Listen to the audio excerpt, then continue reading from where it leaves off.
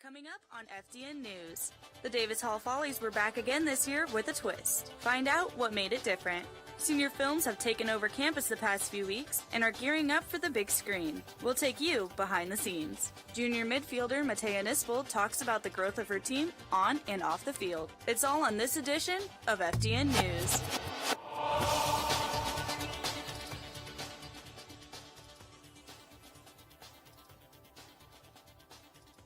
Good evening and welcome to FDN News. I'm Shelby Price. Imagine that you've just sat down for dinner in the dining commons. You're trying to eat your veggies and you look down and see an insect in your food. That's exactly what happened to two students here at HU 3 weeks ago. As FDN's Bray Snyder explains, university leaders have been digging deeper into what happened. Take a bite of something and I looked at my fork a little bit harder than I usually do. I don't know why. And there was just I thought that there was a spider web in it, but then I looked harder and there's a little bit of a worm or something in it. You can imagine what sophomore Molly Mitchell thought when she saw this. Grossed out, she posted this picture on Snapchat and set off to discover exactly what was in her food. I told my roommate and then I went up and told the guy, the DC, not the manager but the head chef. And it spread like wildfire through campus. Students took their concerns to the Student Government Association, where head of the food committee, Senior Garrett Winans, immediately took action. Now, Chartwell's has finished their investigation into where in their food process this mistake was allowed to occur, and they say they have isolated the farm in which this mistake came from. Now, since that incident with Molly Mitchell and Bianca Tisdale, there have not been any other incidents reported to either the SGA Food Council or to Chartwell's. For FDN News, I'm Bray Snyder. For those of you who were on campus this past weekend, you may have noticed Olympiad taking place. It started this past Thursday and lasted through the weekend, ending on Sunday. Olympiad is an SAB event that allows students to get to know other students in a fun, competitive environment. Rounding up the year was the Red Fire team in 4th place. One of the only events that was won was synchronized swimming, which is by far the fan favorite. And 3rd was the Yellow HU Bananas, who took 1st in bubble soccer, ultimate frisbee, cornhole, and team spirit. In 2nd place was the Blue Denim team, who overall won events including mystery event, air band, the hot dog eating contest, and flag presentation. And finally, in the 1st place winning Olympiad 2017 was the Purple team, Planet of the Grapes. They won events like the lip sync, dodgeball, and a cappella. This year's Olympiad was a success, and we hope next year is even better. It's an annual tradition here at HU.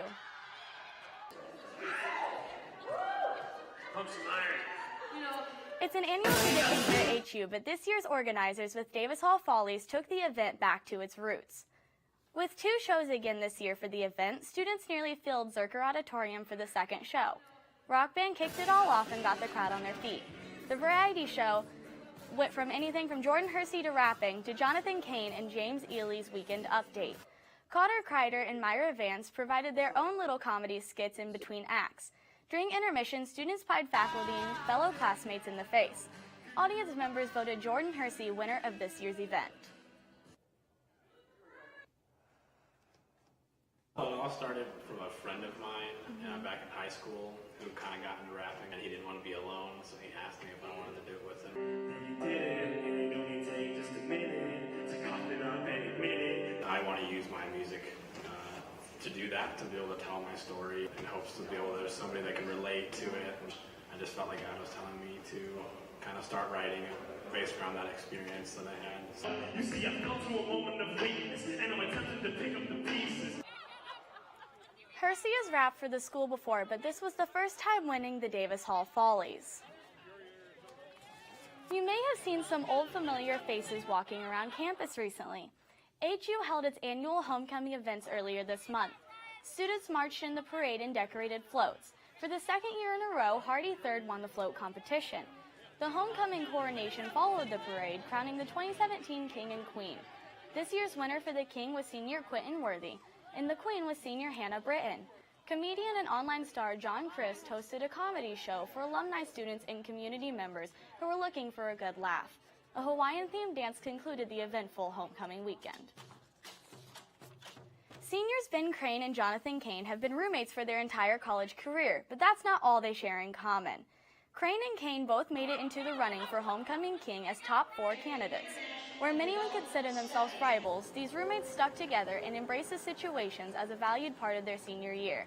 Crane and Kane talked about the excitement they felt when they found out about the nominations and how they handled the votes among mutual friends. Around the room in here. We knew sort of how it was going to turn out. Like, we would divide the vote between us, and we both probably wouldn't get it, which is fine.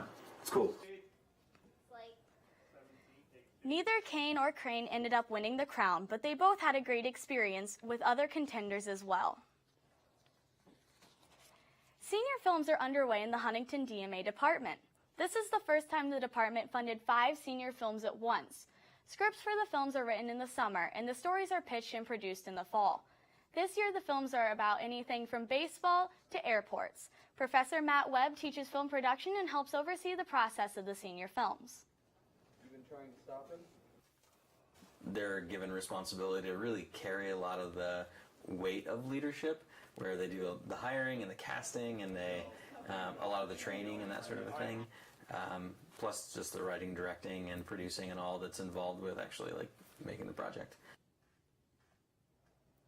Being involved in senior films gives underclassmen a first-hand look at what it's like to be on a film set and gives the seniors the opportunity to step into strong leadership roles. After the production of these films, they are sent into various film festivals for judging and ratings. After a long weekend of activities, the Foresters on campus weren't the only ones that were busy, right, Ryan? No, that's right, Shelby. Not only were the Forester students busy, but Forester Athletics was kind of a madhouse this week. Coming up after the break, we'll get a recap of how the Forester women did in the opening round of the Crossroads League tournament. In 5, 4, 3, 2, 1, for the music. Hello and welcome to FDN News. I'm Kelsey Cruz.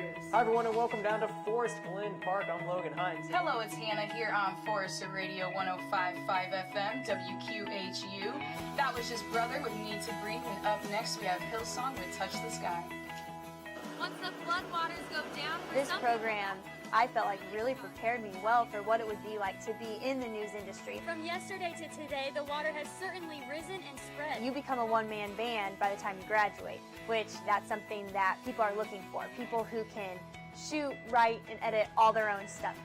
I was definitely blessed enough to come in and I started calling games right away as a play-by-play announcer. Longley tipped, down and in, and the Foresters taking the second set. Mateo with a nice cutback, she'll take the hit, left foot, that's in! Takes the 3, that's good! Through FDN Sports, it's really going to feel like a professional setting. I'm looking to really just take it to the next level, really just upgrade this FDN Sports and let people know that, FDN Sports is here to stay. We're here to battle with everyone.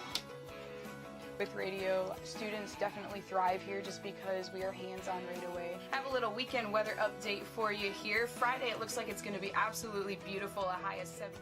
I think radio and podcasting is a great way to have other people's stories shared, whether that be their testimonies or me just having the chance to talk to people and be able to pour into them in some sort of way. In the past couple of years, we have taken huge strides. We also do live shots, we're doing more news packages, doing more stories that affect the community. With all the politics going on recently, we've been able to do stories about that. More a lifetime asset in an education.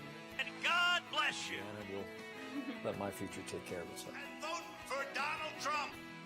Hey, keep it locked right here on Forester Radio 105.5 FM. Well, that's going to do it for us here at FDN Sports. I'm Logan Knight. Well, that's all we have for you in this installment of FDN News. Hello and welcome back.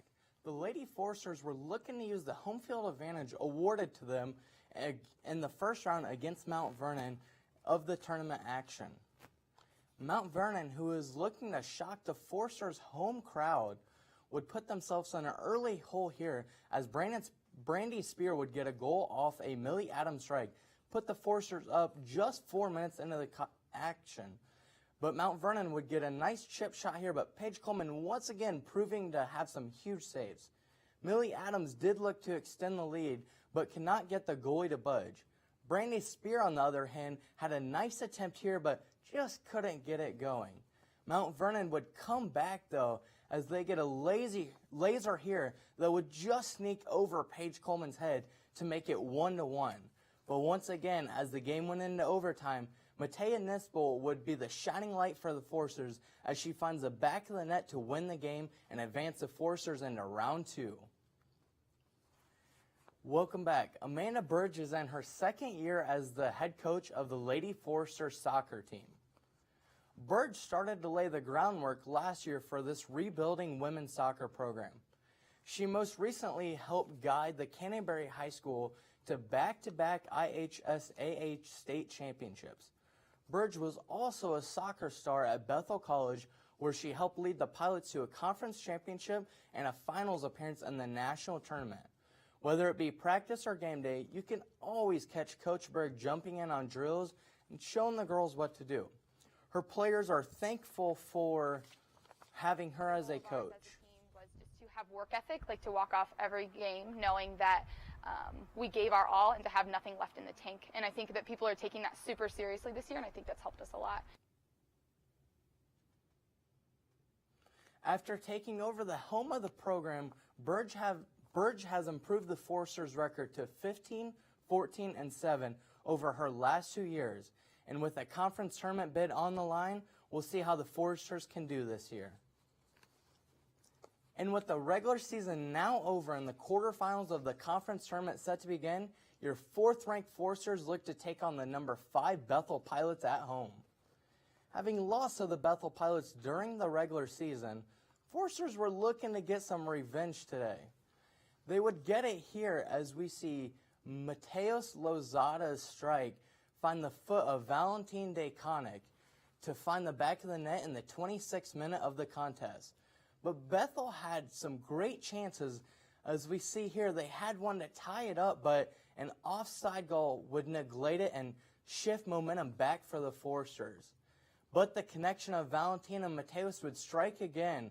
This time, Val picked up the assist on a cross that pushed the lead to 2-0 for the Foresters. And once again, looking to extend the lead for the Foresters, Noah Stanford had a great attempt, but it was saved here. And that's how the game would wrap up, with your Foresters winning 2-0 and advancing on. As we saw both the men's and women's soccer programs do a great job, they both had great wins yesterday, that is, and the women won with a goal of 2-1, and the men won with goals of 2-0 against Bethel. The women's basketball team had their home opener against 23rd ranked Olivet Nazarene University with a 107-92 win and a crazy back and forth matchup. The men also lost their home opener to St. Xavier 96-89. The women's basketball team will play tomorrow night in Platt Arena at 7 p.m. against Cornerstone University.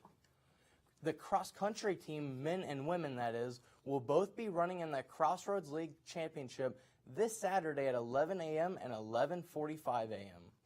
The men's and women's basketball teams will play against Aquinas and Concordia University in a Saturday doubleheader.